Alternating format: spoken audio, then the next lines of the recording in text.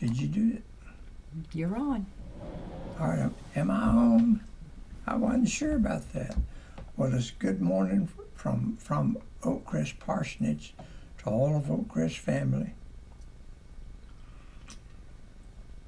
on both sides of the world and across America. We're glad for that, aren't we? Try to move my straw so my straw won't be up in the top of that. Sorry, it's see more coffee. Okay. It is certainly good morning. This is Good Friday too, and lots of preparation. I'm understanding that Oak Crest Baptist Church has been making plans for 2 years, getting ready for tomorrow. So, brother, those are in the know. I'm not in the know. I'm the last one to find out things, you know. But Brother Noel Manicow said, "Oh, it's big. He's seeing big," and so we're saying big. Okay, it's going to be big. There's a. All right, I surrender to the 50th because it's monumental. And it does have some thought in it that's good. But it's never to take place of our love for God and our love for the Lord and all that He is and all that He does. No. We're having a 50th because of the love of the Lord, because He's been so good to us, because He's brought us in this journey so long. Those of you who recall some, I don't know when, months back, but whenever it was, I came to grips and understanding not to presume upon the Lord. I have, for a long time I said I'm going to live to be 112, okay? Maybe I will be. Maybe I will. But no longer do I say that. I now say it's good to be alive this year. And if I live to see December the 8th this year, here just in a few months, then I will have my 85th birthday. And among the Smiths, some of them think that's pretty much a miracle. But I'm not the only one that's broke the record among the Smiths. Now, Reese lived up here, Rosemart, and he was a deacon there and had a great testimony. And he passed away a few years back now at the age of 83. And so at that time, he was the oldest in the clan to make it to that 83. I've been out of touch. I've definitely been out of touch with many in the Smith clan. So if Billy is still living, he's in California. If he's still living, he's older than me. So if he's still living, he's done better than me. But then Norris, you're Norris by birth. Hey, I visited, drove a little car up here in Middle Tennessee countryside where he's preaching a meeting. And I got there, and when I got there, found the place and walked inside, and I sat toward the back there where he had a seat available. And he was in the pulpit beginning the preaching time, and he said, "My cousin just come in, and he's also my nephew." This was Norris.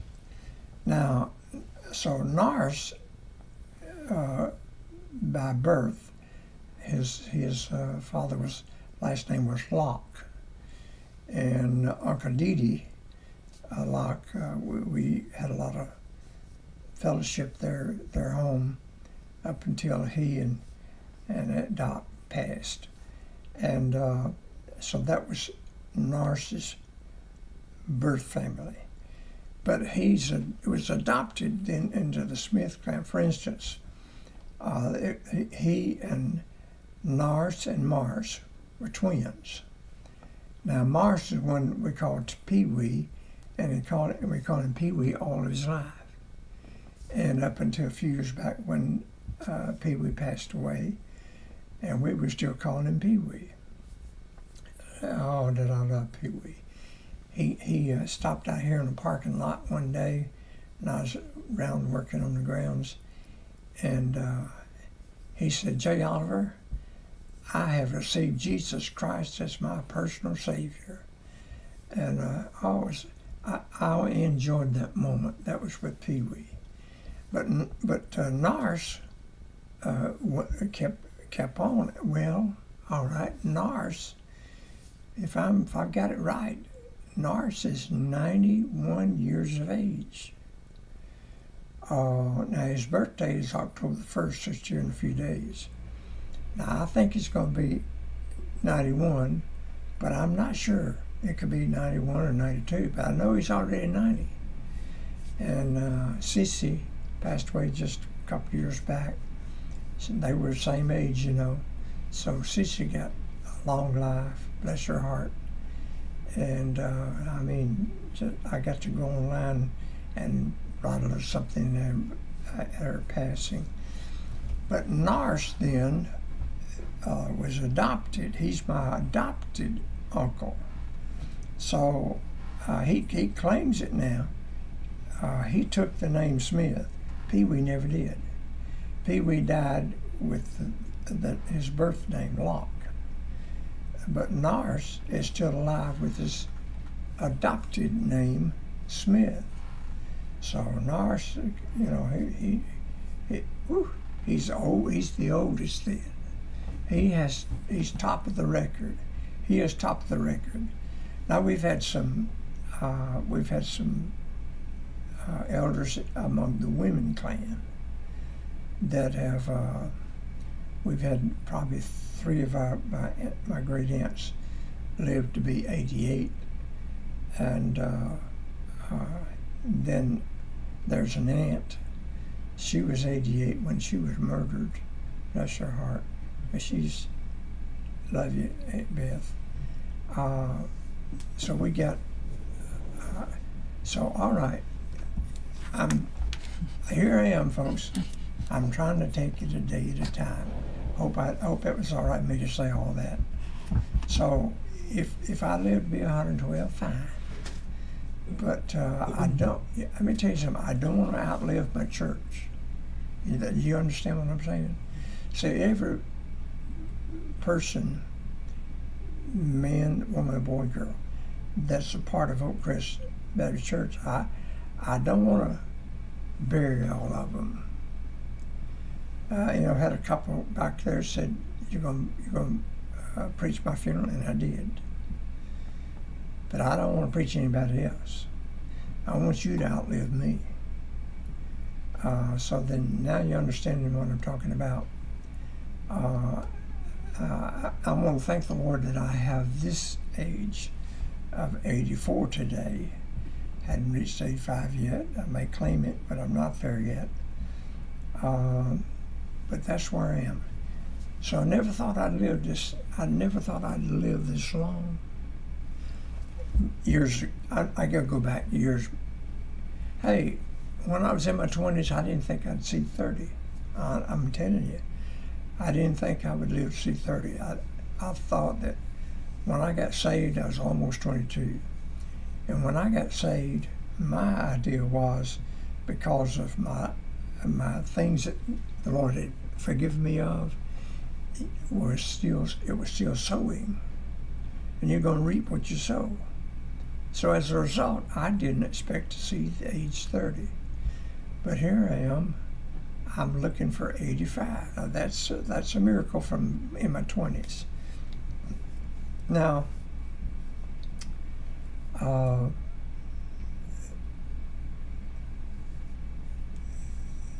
I became a member of Myrtle Baptist Church. I testified about this. Was up when I joined the church, when I gave my tithes offering check. Same time that Rob and Joan and we joined church together. It was just my pastor opened the doors, and that was it. I was there. So I became a member then. Now, from that time on, I wanted to live there, close to the church. I did not want to stay here in Memphis, but I was living here in Memphis, driving back and forth to Myrtle, Mississippi to go to the church and so on. Well, Brother Ray was so good to us. We had what they call Bethany. It's like motel rooms, and they used it during camp meeting or guests to stay in and so forth.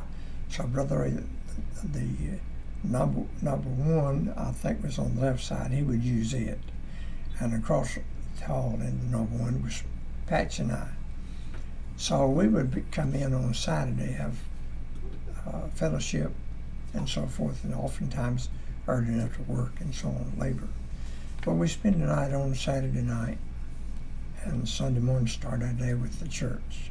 That was I thought my life would be that way for the rest of my life. I was 30 years of age, and I thought I would live the rest of my life there as a member of Oak Crest, and if I had to continue to drive back and forth from Memphis, I would do that. But I wanted to live. Pop McCarty and Mom McCarty, I told you about them. They prayed for me every day while they lived all those years.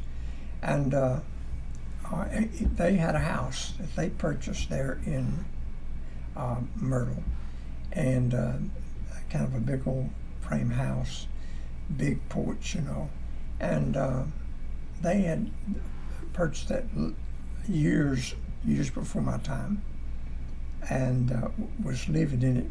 Then when they moved to, maybe when it came up to Brownsville, when it started the church, I had a little part in that. And he was their first pastor. That may have been when they left the house, so I didn't know. But they moved on to North Carolina and pastoring and so on. Now, they were renting their house, and but there was a time there nobody needed a house. There was no other houses in. There was one old farmhouse that was falling in. It's just what it was, but it wasn't for rent. And so this is only two things for rent in probably the whole county. And so Pop McCarty said, I have a house, and if you want to rent it, it'd be okay. But I want you to understand, it's been I don't know how they advertised it back then. I don't know. Newspaper may have been the only way. But anyway, he said, it's already been advertised for sale. I want you to understand that if you move in there and it sells the next day, you'll have to leave. So I accepted that. Moved in and thinking that nobody would want the house. So I was working some, doing some carpenter work over in Pontotoc County, and trimming. But it was a big thing. It was kind of a fad that they put up paneling, and these 4-sheet paneling, was how they put it inside. Put up the trim out the paneling in the windows. I had a few hand tools in my pocket, and I was doing that. So I don't know how many days that was, but I had a paycheck coming. It's going to be $85. Now, so that's, I don't know if I had picked up my paycheck or fixing to pick it up. And I get a phone call, and Pop McCarty said, I've sold the house. And I said, oh my. And he said, I sold to Bobby. I'm trying to remember Bobby's last name right now, up here in Fraser. And he's going to be calling in, telling you what he's going to do. I said, okay, thank you, Pop. Thank you for letting me live here this time long. Now, Bobby calls, and he said, look, I want to move tomorrow. You got to move out between now and tomorrow. I said, Bobby, I have no place to move. I have no place to move to. He said, well, I'll tell you what to do. I want you to come to Memphis, spend the night with me, and help me. I rented a U-Haul van truck, and you help me put all my but now before you come, I want you to put all your furniture on the front porch, everything that you own. So I started putting stuff all except the bed we slept in. And so I left and came on to Memphis here in Fraser, spent the night with Bobby. Early the next morning, maybe during the night, but we packed that thing, moving their stuff in there. Now, he said, now, one of the pool boys lives over on Mountain Terrace, and he's moving tomorrow, today, the same day, he's moving. And so we know there's no houses available anywhere in Memphis. You can't find a rental house. And they'll tell you that's the way it was. That's when they started building a lot of apartments because people need a place to live. But at that moment, you had no place to rent. He said, but because they know you and you preach a funeral for one of the family, he said he's asked them about renting it to you. And said he spoke for you, so they said yes, they would rent it to you. And he said, this is what I want you to do. He said, put your stuff on the front porch. Come help me put my stuff in the van. We're going to move everything, drive it to Myrtle, and unload all our furniture, put it in the house. Then we're going to load your stuff that's on the front porch in the van. And then we'll come back to Memphis and unload you on Mountain Terrace. And then I'll return the U-Haul. And so I had $85. I just got paid, for the carpenter work. So I meet the people that live next door. It's in the house next door. And I meet them, and they said, I said, I have this amount of money. She said, that's good. Said it's the middle of the month, and said what we want is rental paid the first of the month each month. So you give us this money, that'll be for the rest of the month. So, okay, we're moved in. We have moved in.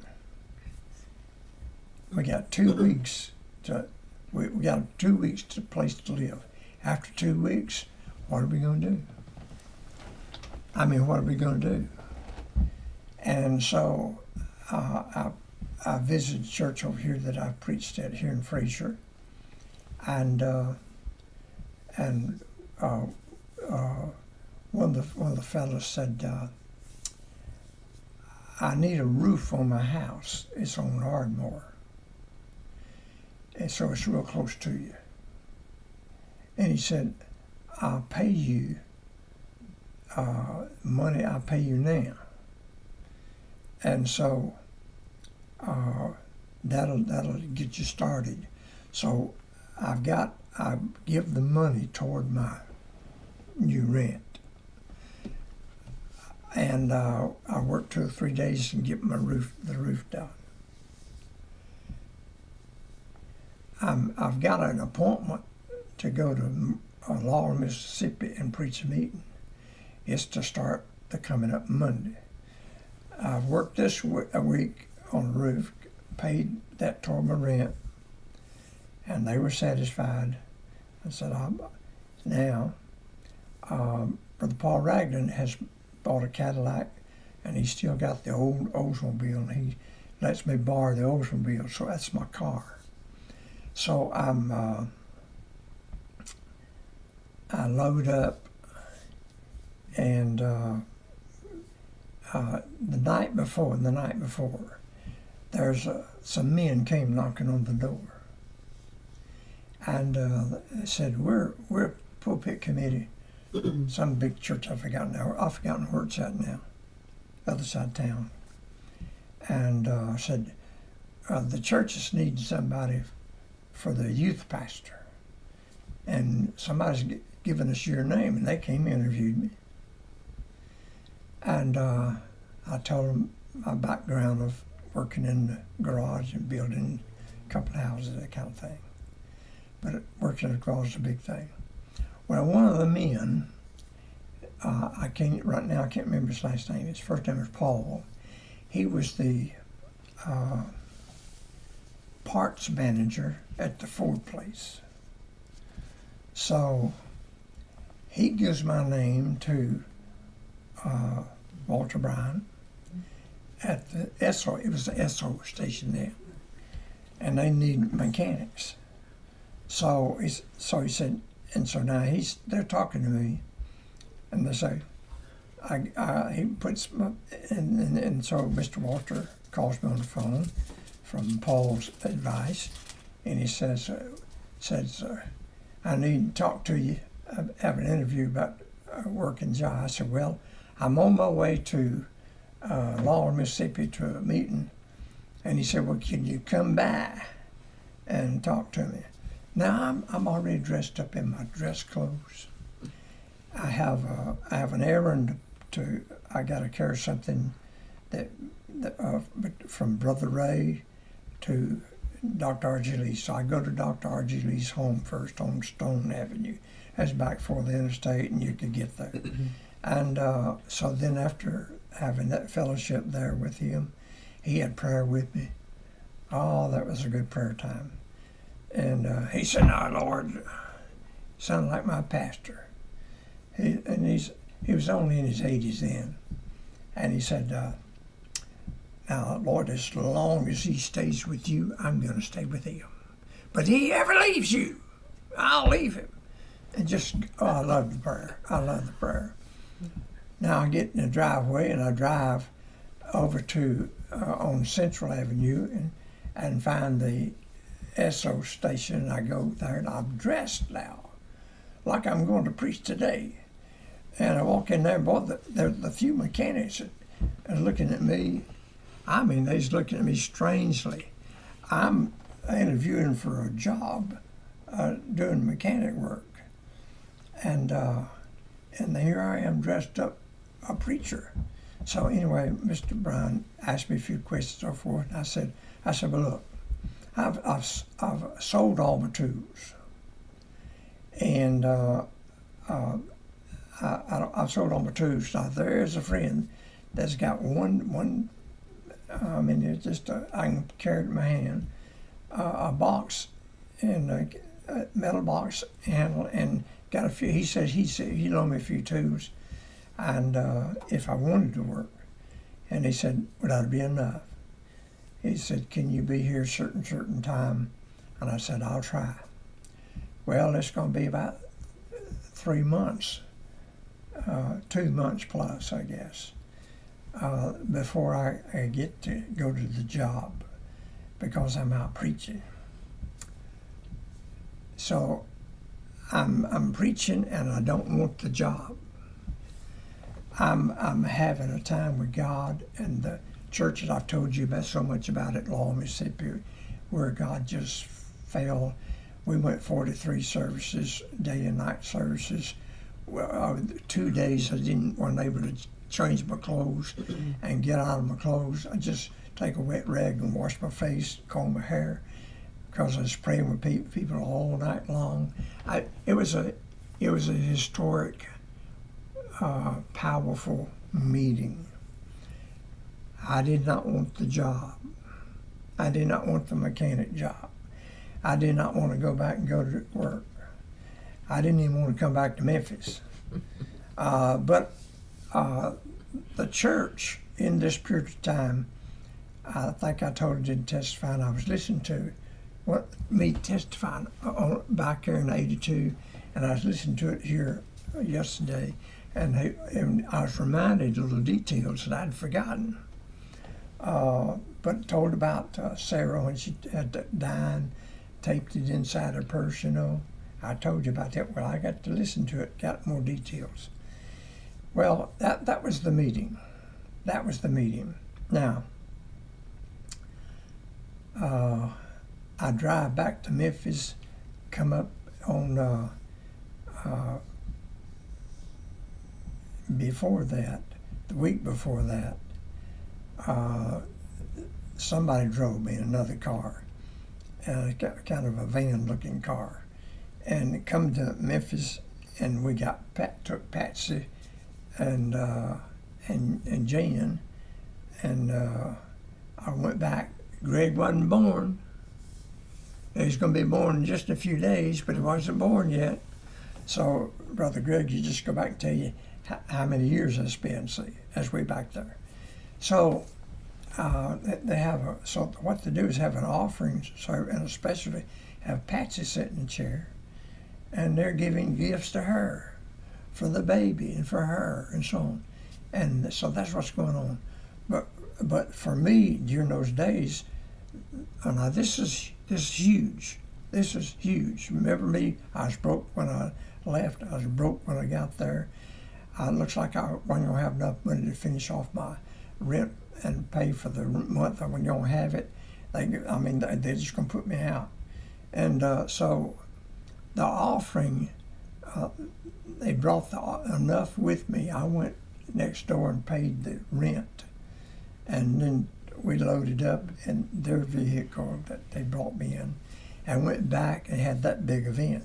Altogether, they took a $2,000 offering for me. Hey, wow, that's huge. That was in 1972. That was a huge amount of money. That's a huge amount of money. But I don't have to worry about my rental for a while. It looks like baby's going to have plenty of clothes, and you know, those kind of things. And we come back home. We go to church at Myrtle, and the women have done the same thing, and they wanted to have a shower for Patsy, and so they did that. Big things was happening in just a few days right there. Now, so we come back, and I'm really dreading it. I'm having such a good time. I'm having such a good time, and I got to go to work somewhere. I thank the Lord for all the offering, but now I gotta go to work. If you don't work, you don't eat, you know. So what happened? Well, I put on my overalls. I pick up the box of tools, put it in the car, and I drive to the Esso station and start to work. It became impressive because a lot of the work that they wanted done, I had experience in it, so they would give me a lot of work. But it was a commission job. However, it was fairly good commission. It was 60%. I got 60% of all the labor that I did. That was good. You know, they're going to cut it when it becomes excellent. And so I owe money at the bank. I've been paying on it a long time, but I owed money at the bank. I owe money to Texaco, I think it is. I owe money to them. I owe money at the bank now. When Jan was born, so it goes back 11 years. When Jan was born, my cousin and my mother went to the bank with me in town and got a loan to pay the hospital down here in Memphis for the birth and so on of Jan. Now, I'm not making enough money. I'm not making enough money to pay the bank. So what the bank did once a year. They let me pay the interest and redo the whole loan. So all I was paying was the interest on the loan. That was the only payment I made. And this went on. So now we're going up 11 years later, and here I am working, and I'm getting 6%. So what am I doing? I'm giving so many dollars to the bank, so many dollars to Texaco, and so many dollars that I had a couple of the debts that, you didn't have credit cards those days except Texaco. I had a Texaco card. And that's where all my fuel was bought from. Now, and that's how, by the way, that's how I got to Law, Mississippi. It was on Texaco. Stopped in Texaco station, and yeah, big event, 1972. You didn't even know they had cards in, do you? And so I'm trying to pay all that, working in the garage. And I'm invited to these camp meetings and Bible conferences, and I can't go because I got to have that work, because I have to have the income.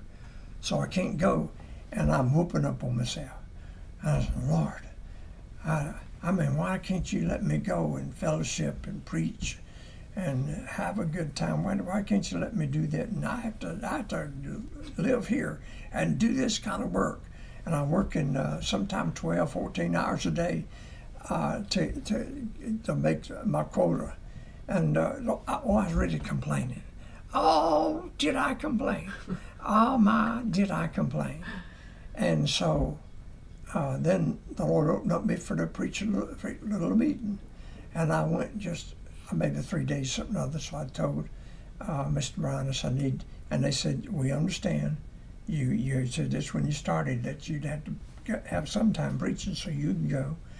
And we look for you to come back. So I went and preached. Oh, God fell. Oh, God fell. Oh, God fell. And I said, that's how I want to live. That's how I want to live. But next day, I get up, put my overalls on, I go back to the garage, and I start, in 2 days, I'm complaining. Oh, there was an angel, no doubt, that handled my complaints. I mean, I had plenty of them. And I just wanted to live where God lived. I wanted to do what God's doing. Oh my goodness. And then Brother, I think it's Brother Cooper, I think it's Clarence. I think Clarence is his name. And his son is Clarence Jr., I think. I think it's right. Anyway, Brother Clarence he's the one that had a heart transplant, And so anyway, back in those days, and he said, I'm going to put your name in the hat. I said, what do you mean? He said, well, I'm putting your name in the hat, you need to be preaching somewhere. You need to pastor. Some of these churches need pastors. I said, well, I don't think they'll let me pastor. And they say, I don't think it needs you putting my name in the hat. And he said, I just don't understand that. You're supposed to want to preach. Hey, and he was a good man. He didn't understand me though, and but anyway, I was ridiculed over it. But I still got to preach one time there. Went there for 2 times for funerals, I think, and then preached at his son's church. I preached at Locust Grove, where Brother Noel and Sister Monica were Wednesday night. And so I'd get a little preaching, fill the pulpit, that kind of thing. Well, I just couldn't stand it, So one day, I think somebody asked me to tell this. So one day, it was on the Lord's Day, and we drove the Myrtle. And Brother Ray said, now there's a house up here, and that was the old farmhouses, tilting, and mice running around in it. And we saw that, and Patsy, she just broke down. She was very sickly. But I about had to pick her up, get her in the car, and drove after church on Sunday morning. And I drove back here to Mountain Terrace, carried her in the house, put her to bed. Jan was the little mama taking care of her mother. That's just how sickly it was. And so then I got so many stories. I got some of them run together. That's okay. If I get it all crossed up, it's okay if you know the stories. I had other stories going on. But on this occasion, I couldn't get back to church. I'd been nursing my wife from the time we got home up until about 6 o'clock, I guess. And I had a little thing here called an altar. And so I went to knelt down before that, and I said, "Now, Lord, I don't want to ask you where I'm supposed to be. I know that I'm supposed to be at my church there at Myrtle. I know that, but I can't get there. I can't get there. And I know right across the way here, I preached over there, church nearby, and I could go there as far as just going, but I want to know where you want me to go." When I said that, a vision came up in front of me. In front of me, I was looking at a sign in trees out here that used to be up here at the parking lot, and where the church, Oak Crest Church, I don't know what that sign said. It was the church sign, though. Probably said Oak Crest. And that came up. I said, "Okay, thank you, Lord." So I got up, and Patsy said, "Where are you going?" I said, "I'm going to the church up here around the corner where they got a sign out there on the trees." And she said, you mean the one that there's a little path coming off the hill where all the trees are here on the mountain terrace, that where some kids have made a little path down there?" I said, "Yeah, that's the place."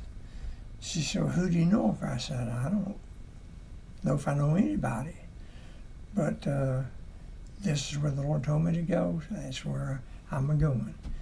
And y'all take care, take care, and I'll be back in a little while." So I drove up. It's Sunday evening, I drove up here to the parking lot. The parking lot was on the street there. You didn't have nothing down here except some buildings. And the building that was nearest to the parking lot there, it's like our metal building down here, just like it, identical. But it was one closest up there. I forgot now, about 5 buildings seemed like.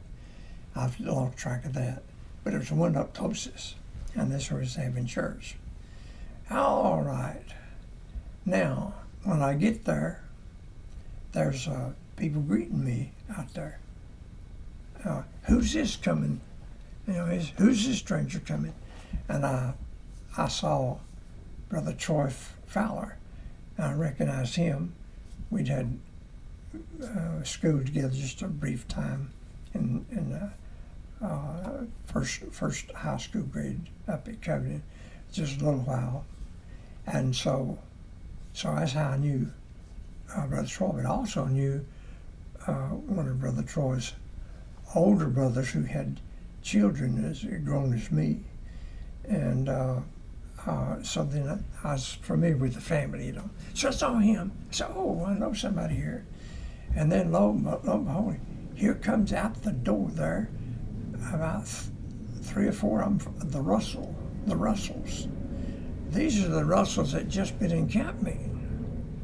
And I'd been at the altar praying with them. They was asking, they said, "We'd rather have a Myrtle preacher." And when they said Myrtle preacher, we was thinking somebody that attended Myrtle camp meetings. That was the idea. And I had prayer with them too, and got my answer too. And so I said, "Oh, I recognize them." And they get so excited because they just been in meeting with me. Well, I go in, take a back seat, which is about the only seat I could take in a chair. And there's a preacher. I'd say he's about 6 foot tall. kind of built a little bit like Brother Kenneth is built, okay? And he has a couple of small children, his wife, and he's starting into things, and speaking, and he said, I am candidating. I never heard that word before. I'm candidating to be your pastor. And I started praying. I spent the whole time till I left praying for the church. I said, oh, Lord, don't let them call this man. He doesn't even know you. He doesn't know you. They can't call this man. Oh, don't let them call this man. So I got my answer. He left without any interest. And the church had dwindled down to just a handful of people. And when I say that, because they'd had I read the church roll later, and there was a school membership, but they called it church membership. And people there to have their kids in school, part of the new school that was starting up. But this new school is closing down. And as it's closing down, people finding churches to go to. Some of them quit church altogether. I visited some of them. I mean, they never did go to church after that. And so Brother Troy approached me. He said, it's because of the Russells, because of the Russell. Said, I said, you're a preacher. I said, yes. He said, well, you know what? We need somebody Wednesday night. This is on the third day of August. Said, we need somebody on Wednesday night. Said, can you preach for us? And you know I live right here, just walking distance. And I said, yes. So Wednesday night, I come preach. Oh my, was it not good? And it was so good. I mean, it was so good. God just fell like the rain. Oh my goodness. And that, so now, so they said, can you come back Sunday? I said, no, I'm preaching at a church at New Albany, Mississippi on Sunday. And they said, okay, well, what about next Wednesday then? I said, okay, I can come next Wednesday. So while I'm away preaching at the church down in New Albany, Mississippi, they're meeting and singing and talking about what to do with the tithes, a little bit of tithes, a little bit of offering they have, because they owe money to the Mr. Morgan on the buildings Morgan deal. They owe money on the bond program that they bought into, and so they said we want to. And then they had a young missionary off somewhere said we could send the money to, and they did. They sent the money to the missionary. I didn't pay the Mr. Morgan. They didn't pay the taxes, and they didn't pay the bank, and take none of these things. I come in on Wednesday night, and it's like they're pulling their hair, because they had gone through as to what they're going to do. And so we're just going to quit. We're just going to quit. And that was the idea. They were speaking those words. We're just going to quit. So I come in and preach on Wednesday night. What happens, God does the same thing he did last Wednesday. He just falls in such a wonderful, wonderful way, wonderful way. The preaching was working. And there you've heard me talk about it. Sister Brenda and Sister Maddie Peppers, they turned to each other, hug each other, and say, "We can't quit. We have something here." That was just that's what was going. So they said, Brother Russell and actually Brother Russell, Brother SQ, and Brother Russell would talk to me together. But Brother Russell said, "We want to know if you will stay on and be our spiritual advisor." Well, I never heard that term either. Spiritually vital, I thought it sounded good. And so I said yes. So I sat down actually with Brother Russell, and I had my calendar. And I said, I'm going to show you what I do in my calendar. I'm working in the garage, you know. I said, I got to make this amount of money. I got to make this amount of money. I got to make this amount of money in order to tithe and to pay these payment on these bills. I've got to work. And so that's what I got on each day. I said, let's get a calendar, and let's put down when this next bond issue that you sold. They had sold something just over $12,000 worth, and all that money went to the bond people, and so they owed for the 12,000 people there who purchased. I said, when's this due? This one is due, and we put it on the calendar when each one's bond is due. And I said, this is what we can do. We can raise this amount of money up at this time so we can pay that bond, and we did. Now, Mr. Virgil Morgan, he lived in Dallas, Texas. He's a good Baptist, by the way. Member of W. Crystal's church. And, okay, all right, you got me now. And this is a good man. But I only got acquainted with him on the telephone, but we got off pretty good. He said, look, they have defaulted on the mortgage. I've already filed papers to claim the mortgage on the property. Now, the bond people had a mortgage on it, which was illegal. For each one to have a mortgage, to mortgage the property was an illegal thing. Some people here did that, and the pastor they had. Now, so we worked it out. I talked to Mr. Morgan on the phone. He said, so those buildings are for sale, and they're gonna be gone. And they said, I said, well, can we use the building till they? I said, yes. He said, yes. He said, but you need to pay me some rent. I said, Mr. Morgan, the little outdoor house, it's already torn up. The ceiling's torn up, holes in it. The windows broken out. The walls damaged. Some plumbing is damaged because of Yehu's. Said, but now by us keeping the property and overseeing the property and using the property, you ought to be paying us to stay here. He said, okay, I'll let you stay there until the building's sold, and you just take care of the property. So that was a deal.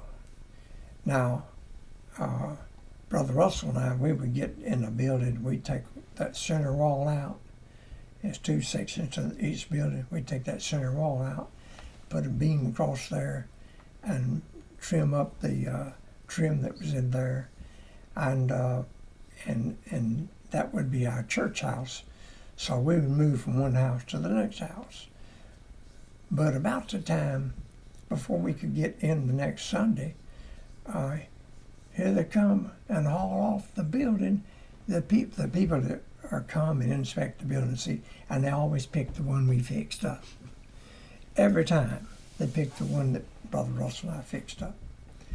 So we were down to one building, which is the mission house building we used out there, and the outhouse building that was still up there on the pad at that time. And we're down to that. And I said, Mr. Morgan, I said, can you sell me the property? I know you said you can't sell it to the church because they're not done right, but will you sell it to me? And he said, well, are you going to have a school? He was a big school man. I said, no, sir, it's going to be church. He said, well, if it's not going to be school, then it's going to be doing. He said, so then we went on for 2 or 3 days, talked on the phone again. I could catch him at night when he was bedtime, I guess, because he was a working man. And so I said, now, Mr. Morgan, if you will sell us the property and let us keep that one building, and we can use that one building until we are able to build on later. And he said, well, he told me how many thousands of dollars. I said, oh, no, Mr. Morgan. Now, you said so much for each building, so much for the property. I said, now, the outhouse building is so tore up, you can't charge me all that for that. He said, okay, so he come down on the price. I think the price was $38,500, something like that. And I said, all right, we made a deal on the phone. He said, but now, look now, you've got to send me some money. I guess call it earnest down payment. And you've got to send me some money to lock it in now. And I said, like, what do you want, 500? I might have more than that. He said, how about 700? I said, okay. There'll be a check in the mail tonight, and this is night. I said, the mail goes out at 12:15 in the morning. There'll be a letter to you and a check for $700. And he said, okay. And he got the check that week, so we had a deal. He'll sell the property. Now he said, now I'm going to give you time. You sent the $700, I will give you time to come up with the down payment. He said, what I'll do, I'll loan you the money. That is, I'll mortgage it now. It's me buying. But you can use the property and start using it, but you'll be making payments. The payments is $500 and something, I don't remember now, which is a lot of money back then. And I said, okay. And I will. Well, we started raising money. Oh, God was a blessing. We, for instance, Brother L.H. Lowry, Brother Lowry, he told me something good. I said, don't tell it to the church. So when he told it to the church, he said, look. So he was working at Firestone. It called it parts window man. And so he said, look. He said, I got some money saved up. And he said, now, it's in whatever they call their banking over there. And he said, now, I told the Lord I'd give a certain amount of money. And he said, but the devil's been bothering me really, really bad, telling me, don't you give that money. Don't you give that money. He said, so I've decided what I'm going to do.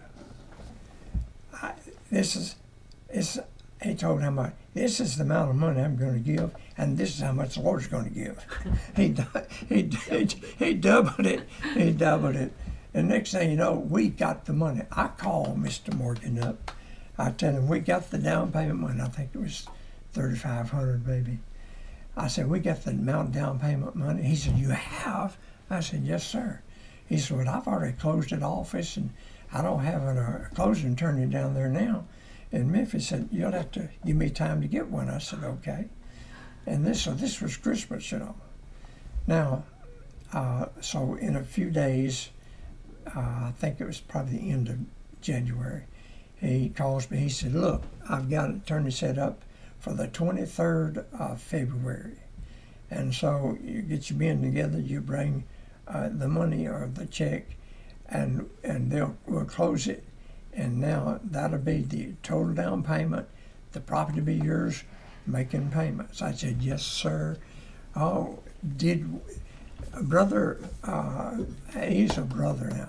He's been in heaven he's been in heaven almost as long as I've been here. And boy, did we become friends. He believed in me. He trusted me. My word was true. To the point. It was true. I said, you'll have a certain amount of money a certain day. He got it.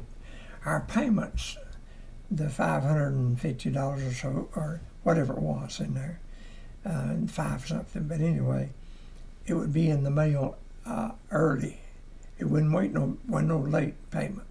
It was always early payment. So it was early payment for 10 years.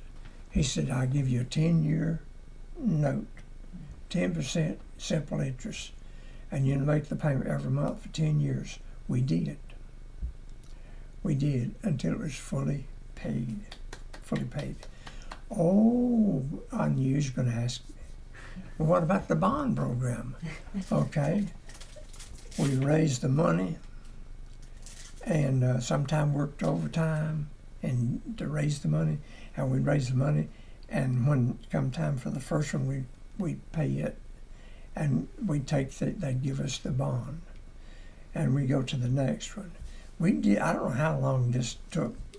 Now, at that time, the bond issue, all the bonds, it was $150,000 of bonds, even though they only sold 12 of it. But they were held in lock at Union Planters Bank. So I had been in back and forth with some of those. So doing my banking, I'd move my banking there. Okay. Now when I'm talking to them about the bonds, I said, we're paying off the 12,000 of bonds. I said, now we're still paying on the property, the mortgage there, and the property went to Mr. Morgan, Dallas, Texas. So now there's no mortgage. There's no true mortgage. It's not legal for you to have these bonds. They said, do you want them? I said, yeah. So they gave me all the bonds. I come home with 150,000 pounds of bonds, and I put them in front of the fireplace. We're getting ready to pay our last payment. I'm talking about the last bond payment sold. And we raised it. Everyone was paid on time. The last one, however, was a preacher. His name was Woodward. He didn't like me too much. And he was part of the church here before my time, and he left and gone to Milton, Georgia, Florida. Now, he started a Bible printing ministry, which their church has it now, and they're still doing that. But he's the one that started it. But when he got ready, he was moving, and I maybe had already made a move and come back to town. But he came in with his bond to collect the money. So he's going to use the money toward the printing business. But now he told Brother Eskew, he said, look, if you'll just give me the money that I paid for, not the interest on it, he said, and that I can have that money, he said, I think we can do that. So the only time I ever met the man, met him in the building over there with the money to give him, and we paid him the money that he paid for the bond. He didn't have to pay no extra interest on it, and it was our last bond. And we had the bond back. He had the money. He went away happy. I called the church together, maybe a Saturday night, and we called it a bond burning. And we had the fireplace going, and we had the fire going in the fireplace, and we stood all and filled up that room at the house we lived in on Cove over here. And so we just threw the bonds in one at a time, burn all those bonds so they could not be sold, and they could not be in debt again. And it was a bond burning. Now our property payments are still going, hadn't just fixing to pay it off, but not just yet, but just we're getting close. What do? We don't wait 10 years. No, we start digging a footing, we're still making payments.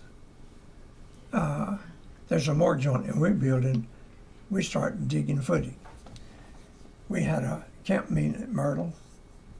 Brother Jim Lawrence, and I don't know how many in the family, but they had brought his mom, Sister Rosie, and she wanted to go and was in camp meeting. So after camp meeting, so they was there and came up and stayed and went to church with us in the little building down here on Sunday night. She enjoyed the preaching so much, and we sang a wonderful song, anyway, which was her favorite. And so anyway, it was wonderful. So what we do, we pick up with the offering service. We're digging the footing now. Now we need to put something in it. Going to have to lay some steel rods in it, and got to do all that. And then we've got to do some batter boards, because it's got to be in a section going down. This level, and next one's this level, steps. So we had to do all that. So I think it started something like this. I'll give the first yard of concrete. Brother Jim said, me and my mother, we're going to give. So they gave 2 yards of concrete, I think it was. And that was on Sunday night. So we start building. We're still making payments on the property. Somebody said, you're not supposed to do that. Well, I did it. And so we got the concrete. Now they've got the concrete done, not too many days later, I said, okay, I'll buy the first 100 concrete blocks and the first pile of sand and the first bags of mortar mix to lay the blocks. Somebody said, I'll buy 100. So we went 100 at a time until we got up to 3,800. We laid a lot of blocks. But anyway, we got the blocks laid up there. That was and it was in the month of June that we finished all the laying of the blocks. Had a big day, had friends come. Kin folks of the Russells came, helped us. We just had a big day. It was a hot day, but we got it done. And so after that was done, and the blocks was all laid, and Miss Cotton here at the house, she's concerned about some washing away of the. I said, okay. So Greg and I don't know how Greg was. He was a boy. And I said, we're going to lay the concrete blocks. So we dug a little footing and started laying concrete blocks to make a wall at the corner down here. That was our first concrete part of the wall. Before it was dug, we did all that concrete work. And that came later. But Greg and I did that. It was a hot day. I think it was July the 4th, But anyway, it was right after getting all the concrete blocks on the building. And so that was a big event. A few big things. Now, I guess you realize I'm pastor by now. After preaching for him from August through the month of August, now we're going into September, and I think it's maybe September 10th or 11th, but something like that. It was Sunday anyway. And some of our folks went to singings, all right? You know what I'm talking about, singings, and where all kinds of denominations come together to have singings. And so they talked to a couple who was an attorney, and he had talked, and he said, well, I can help y'all. Well, now their thinking was, this attorney, he's a money man. He's an attorney. He's supposed to have money, And so that's what they were thinking. So I come, preach on Sunday morning, Sunday afternoon. This Sunday afternoon, he's supposed to come talk to him. So I come out there behind the little outhouse, and behind a tree around there. And I think it was a hot water tank outside, seemed like.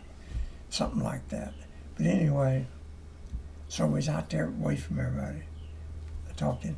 His wife was in hearing distance there at the parking lot.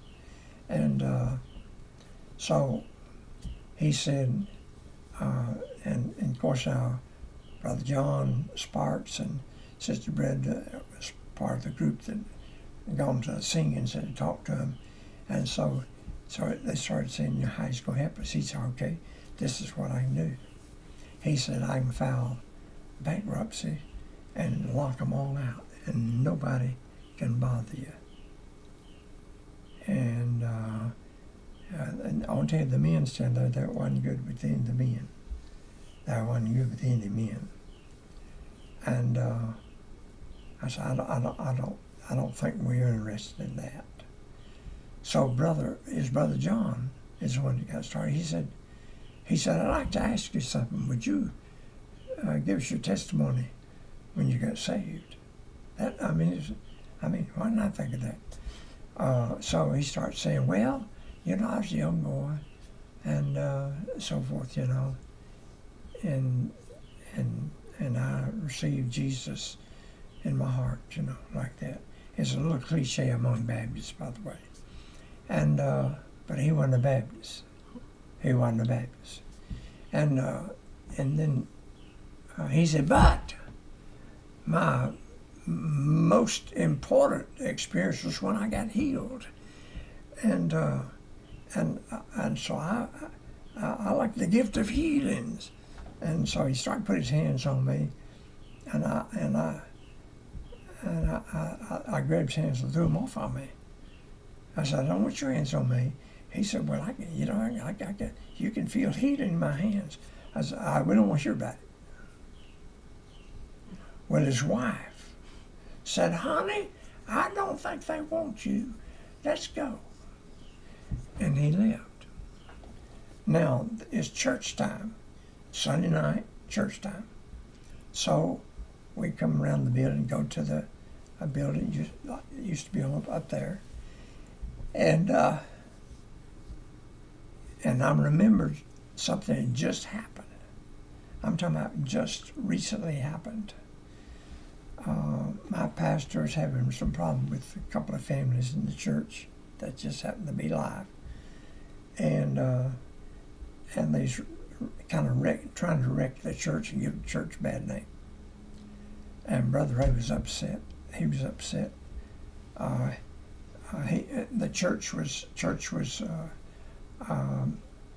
waiting on him and singing and waiting on him. And he's at the old parsonage that used to be up there with the well house right out there, outside the back door with the block there. And you'd have to see it to understand it. It wasn't nothing. It was just one block. You went down and stepped on it. Just up there to get in and out. And my pastor is complaining to the Lord and crying out. And he fell on his face out that back door. It had rain, and the ground was a little grass, muddy both. And he fell right on it and crying out. And just crying out, slapping his hands on the ground. And the Lord spoke to him. And he said, get between the sheep and the wolves. He understood that. He understood the voice of the Lord. He jumped up. He runs into the church at the entrance where the folding doors are on both sides, aisle on each side. And he comes in and he slams his hand, those two doors open. He's shouting. He'd been hollering before he got to the building. And he's shouting, and he shouts all the way down to the front, and shouts all the way across the top, shouts all the way to the bottom, and hits the doors again, comes around and shouting and saying, you're just going to have to get out of church because God said get between the sheep and the wolves. And what an experience. Well, it just so happened 2 families left. They went over to Beulah Baptist where all the backsliders went. And so anyway, that's what was in my mind. And here it is, a wolf come in trying to mess up the church. So we go walk over to the building, and they said, "Preacher, you wait outside for a little while." So I'm with the teenagers. And the teenagers are not teenagers anymore. But 50 years ago, they were teenagers, okay? All right? And I'm out there talking with the teenagers, and it was just good fellowship while they're inside doing their business. Well, Brother SQ comes out the door first, I think, and Brother Russell, and he said, "Preacher, we had a closed ballot and had to write on it and put it in the hat, and said 100%. The church members have voted 100% to call you as pastor." Now you recall just days before now, I got to put this in there. I get a phone call from Brother Troy here. It was at church. They had a phone in the building. And he said, "Preacher, I want you to come up here and talk to the men." And I said, "Can't come." I said, "I'm on my knees. The dishwasher is turned over on side. I forgot to pump off of it and disassemble, trying to make it work one more time." And this is Brother Troy. He said, "Preacher, I want you to throw that wash machine out on the street. Sears is going to deliver you a new one in the morning." I don't know how they did that. I'm telling you, I don't know how they did that, but Sears delivered a new one the next morning. So I said, okay. I wiped my hands up, got my rag, wiped my hands in my overalls that I was in, got in the car and drove up. I did not know it, but I met a car on Celeste. I didn't recognize the car. That car had some women in it. And I don't know who all the women were, but they went to talk to Patsy. So then up here in the building, they're asking me, said, "Now, we want you to be our pastor." And I said, "Well, the Lord won't let me pastor." And one of them spoke up and said, "Well, don't you love us?" I said, "Oh my goodness. I just wish the Lord would let me be pastor. I love Crest. Yes, I do love you, but the Lord just won't let me pastor." Brother Troy, real smart. Brother Troy, if you're listening, maybe you can remember that. He said, "Well, I want to ask you, if the Lord will let you, would you be our pastor?" Well, I never had that progression asked. I got to have a second to think about that. If he would let me, I would have to say yes. Well, now the ladies, my wife Patsy, after being 4 years at Beaver, before going to, she loved being a member in that Myrtle Baptist Church for 4 years. 4 years, so 8 years, but 4 years before that. She said, "I never want to be a pastor's wife again. I'm through with it. I'm through with it." So the ladies go down there and visit with Patsy. And Patsy just melted. And they said, "We want to know if you'll be our pastor's wife, if the Lord will let Brother Jay be our pastor." And Patsy said, yes. She never, something changed in her, and she said yes. So now I leave, go home, to see if I can put the wash machine together enough that it can be used. I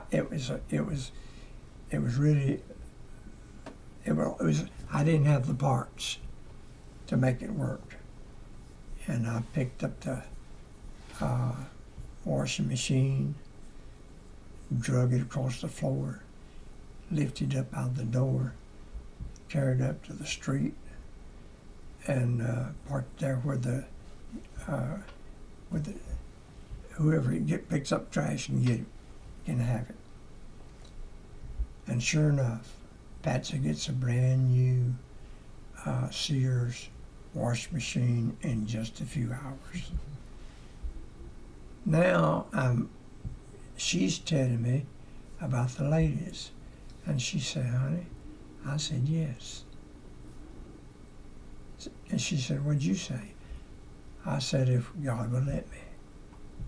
All right, now let's go forward to Sunday afternoon, evening, meeting with the wolf. And I'm standing outside. Brother Eskew says 100% is voted. I didn't say I'll pray about it, I'll think about it, I'll ask God what to do. I walked in the door. I went to the pulpit and stood up behind the pulpit and said, "I accept." And I've been pastor ever since. My thinking was, and I did talk to the Lord about it, that I'll be with them as long as they need me. That my thinking was, oh yeah, I'm going to be pastor, but I'll just be pastor enough to get them ready for a pastor, a real pastor. Somebody that knows things, and somebody's educated, and somebody's got some degree, and I'll just help them a little bit. And that was my thinking. That's how I got to Crest. If I missed something, I'll talk about it. We'll probably have to bring it up later. Well, what are we going to talk about? Well, tomorrow, maybe we'll talk about what's happened in the last 50 years. Are we in overtime? You're good. We in overtime. Well, you must have needed all that, or maybe I needed it. I missed a lot of things. I missed telling you a lot of things. That's okay, and not important, probably. But it's good to be saved. It's good to be right with God. It's good to have friends in the world. And old Dr. N.A. Thompson, old Dr. Thompson, when he was 80 years old, he came over in night school at Memphis College and did some substitute teaching.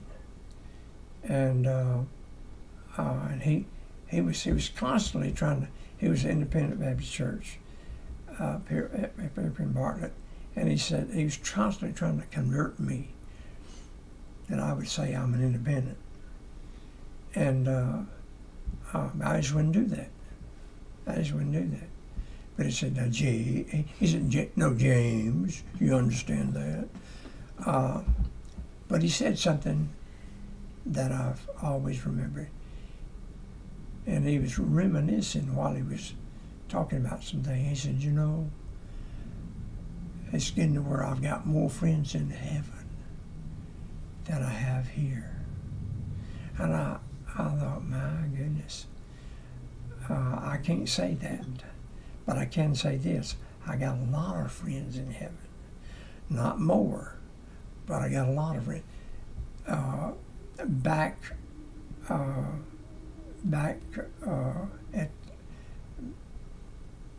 Before I got saved at the mountain, it was my desire to have friends. So I get saved and lose all my friends. I literally lose all my friends. Jay's got too religious for us, and we won't have nothing to do with him. So anyway, I lost my friends. I'm telling you, I lost my friends. So what's happened? The Lord had to give me new friends. And you know what? For, 62 years, is that what it is? The Lord's given me friends. He keeps giving me more. So I have to say I have more friends here than I have there. But I do have some good friends there. Talk to them quite often. They don't talk back. I guess they're not supposed to. But I can talk to them. And they can look in all they want to, and I can imagine a lot of things about that. But I can literally talk to them when we're singing, when we're testifying, when we're Bible reading, when we're testifying about coming to Crest. And I only gave you part of it. Oh, you gave that much. I didn't give you a lot. I only gave you that much. Did I miss something? No, good. My caretaker says I did enough. Yes, it's good. I got a phone call while I was at the table here this morning, and hearing clinic. I'm not sure what hearing clinic it was. They said, I noticed in your record that you hadn't been in for your annual balancing or something other. Said, do you want to set up? I said, that's up to my caretaker. And they said, okay. And that was the end of the phone call. Hey, if you got any questions, ask my caretaker. And she can answer all those things and probably bring up something that I forgot. Okay, love you, everyone. Wait. We'll make a little announcement. Got something? Get over here a little bit. Can we turn it just a little bit? Tomorrow there will not be a 10 o'clock online Bible, but it will be online starting approximately 12:30 to 1 o'clock tomorrow afternoon, and we'll be videoing the 50th celebration for Brother Jay at Oak Crest, so everyone can watch live as it's going on, and you can also chat. You can chat in during the whole time. Brother Jay will have his tablet at his table during the whole program, so he'll be able to read your chats. He will have a microphone on, so he can respond to you talking, and so you'll hear him. So as many people that can join us, that would be wonderful. Preacher would love to hear from you. And then also on our website, Sister Hannah has created a podcast called The 50th Anniversary. And it has the last 3 days that are already on it. The one where Brother Jay talks about getting saved, the one where he talks all about his preaching history, and then today's, and then tomorrow's will also be saved on that podcast, 50th anniversary. Anyway, hope a whole lot of people can join. Love y'all. Okay, got a question. Yes. Are they still having a recording at 10 o'clock? No, sir. Nothing. No. Okay. Nothing at 10 o'clock. See, all right. See, things have changed since I've heard things. Yeah, the 50th anniversary is our online Bible. So instead of 10 o'clock, it's going to be 12:30. But hang in there. I mean, we're going to have it on pause until everybody starts coming in the building, and we're doing. We start taking some pictures at 12:30. Hopefully, if everybody gets here on time. So then we'll start doing that. Mm-hmm. So that means that it gives you time to get online. All right. Yes. So just hang in there. We will be going live. It may be closer to 1. Okay. Okay. Hey, this has been a good morning. Yeah, it's been a great morning. All right. All right. Are you ready? All right. I'll see you tomorrow.